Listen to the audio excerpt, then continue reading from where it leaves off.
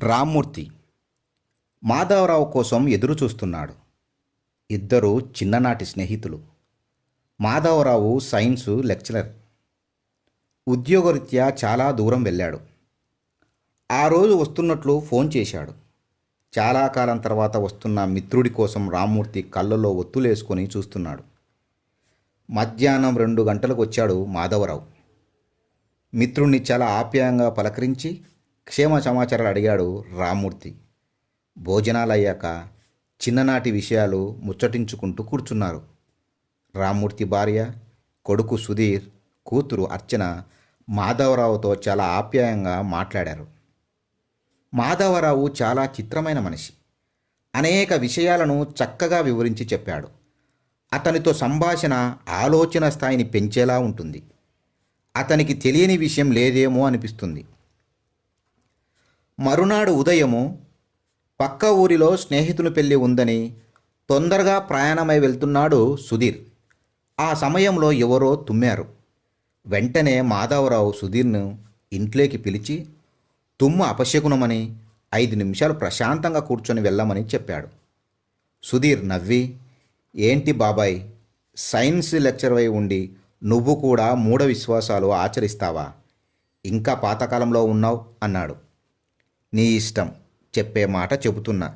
పెద్దల మాట నిర్లక్ష్యం చేసి వెళ్ళాలనుకుంటే వెళ్ళు. 5 నిమిషాలు కూర్చొని వెళ్తే నష్టమేం లేదుగా అన్నాడు. అవును నిజమే అని కూర్చున్నాడు సుధీర్. అంతలో తాను స్నేహితుని కోసం కొన్న గిఫ్టు ఇంట్లో టేబుల్పై ఉంచి మర్చిపోయిన విషయం గుర్తుకొచ్చింది. 5 నిమిషాలు ఆగి గిఫ్ట్ తీసుకొని బయలుదేరాడు.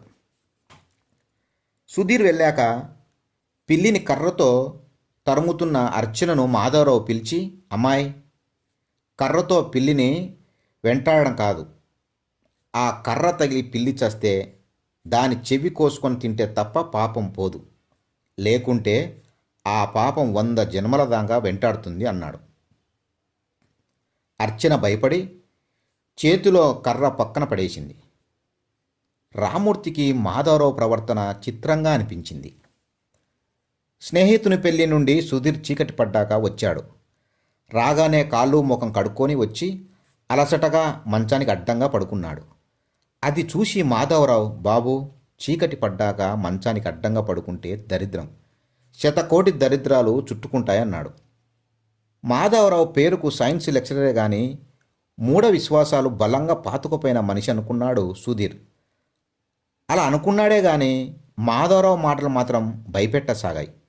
ఎక్కడ దరిద్రం చుట్టుకుంటుందో, ఎందుకొచ్చిన గొడవ అనుకొని నిలువుగా పడుకున్నాడు. మరునాడు ఉదయం మాధవరావు నిద్ర లేవగానే వంటగదిలో తల్లికి సహాయపడుతున్న అర్చనను పిలిచి, ఏంటమ్మా, ఈరోజు శుక్రవారం అని గుర్తులేదా? ప్రతి శుక్రవారము శనివారం లేవగానే కాళ్లకు ముఖానికి పసుపు రాసుకుంటే ఇంటికి సిరి నడిచి వస్తుంది. ఆ గోడలు చూడు ఎంత నల్లగా ఉన్నాయో.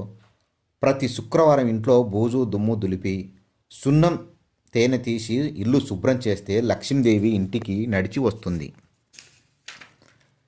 పిడికెడు సున్నం, చిటికెడు పసుపు, బిందె నీళ్ళే ఖర్చే కదా, వెంటనే ఆ పని చేయన్నాడు. మారు మాట్లాడకుండా మాధవరావు చెప్పినట్లు చేయసాగింది అర్చన.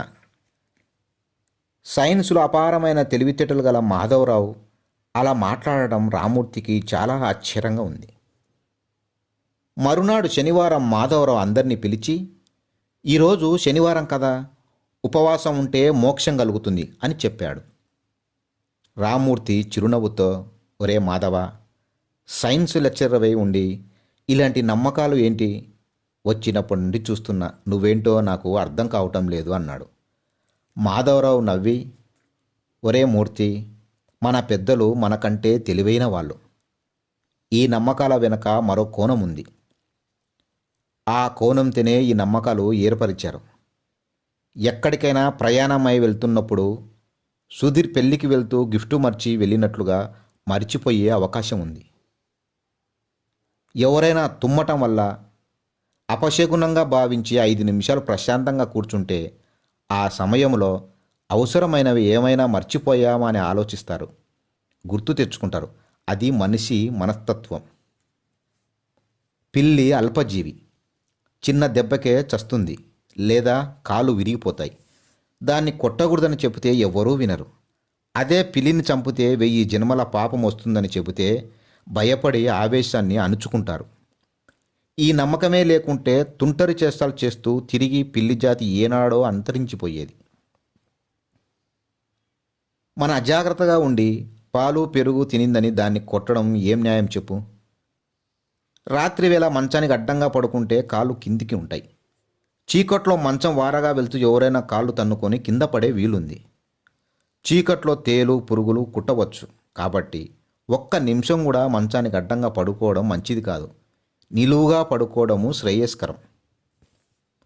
వారానికి ఒకసారి ఇంటిని శుభ్రం చేయటం వల్ల కీటకాలు లేకుండా పరిసరాలు శుభ్రంగా ఉంటాయి. గోడ అంచులు సున్నం వల్ల తెల్లగా మెరిసిపోతూ ఉంటాయి. రాత్రి వేళ గోడవారగా పాకే కీటకాలు సులభంగా కనపడతాయి. పసుపు ప్రతిరోజు రాసుకోవడం మంచిది. పసుపులో మంచి ఔషధ గుణాలున్నాయి. ఇంకపోతే ప్రతిరోజు 3 పూటల ఆకలి కాకముందే తింటుంటే ఆకలి బాధ ఎలా ఉంటుందో తెలియదు. ఆ బాధ తెలిస్తేనే ఆకలితో ఉన్నవారికి సహాయపడతారు. అది తెలియటం కోసమే ఉపవాసాలు. సైన్స్ ప్రకారం కూడా వారానికి 1 పూటైనా ఉపవాసం ఉండటం మంచిది. కానీ ఉన్నదున్నట్లు చెబితే ఎవ్వరూ ఆచరించరు, మర్చిపోతారు. దానికి భయాన్ని నమ్మకాన్ని జోడిస్తేనే పాటిస్తారు అంటూ చెప్పాడు. కొద్దిసేపటికి తేరుకున్న రామ్మూర్తి, నిజమే, ఇంత దూరం నేను ఆలోచించలేదు.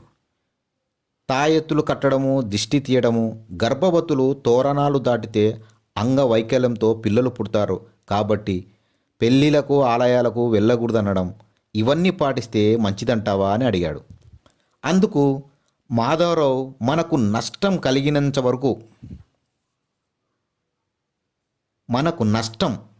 కలిగించనంత వరకు ఏ విశ్వాసాన్నైనా పాటించినా మంచిదే.